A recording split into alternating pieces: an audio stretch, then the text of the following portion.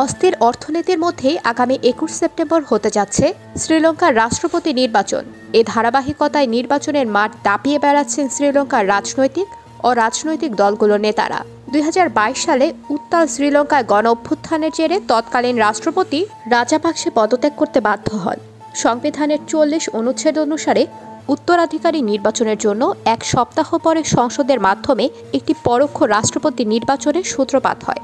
সেই নির্বাচনে মাত্র ২ মাস আগে প্রধানমন্ত্রী হিসেবে নিযুক্ত রনিল বিক্রমাসিংহে সর্বাধিক ভোট পেয়ে শ্রীলঙ্কার রাষ্ট্রপতি হিসেবে শপথ গ্রহণ করেছিলেন।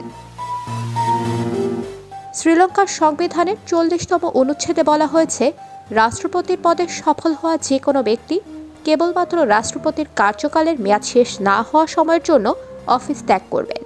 রাষ্ট্রপতি বিক্রমাসিংহের মেয়াদ শেষ হতে চলেছে আগামী ১৯ নভেম্বর ২০২৪। সে কারণেই ২৬ জুলাই নির্বাচন কমিশন একটি গেজেট ২১ সেপ্টেম্বর নির্বাচনের দিন ধার্য করে। শ্রীলঙ্কায় অনুষ্ঠিত সর্বশেষ সরাসরি রাষ্ট্রপতি নির্বাচন ছিল ২০১৯ সালে। সেখানে এসএলপিপি প্রার্থী গোটাবায়া রাজাপাকসে তার প্রধান প্রতিদ্বন্দ্বী সজিত প্রেমাদাসাকে পরাজিত করে তুমুল বিজয় নির্বাচনে জয়ী হন।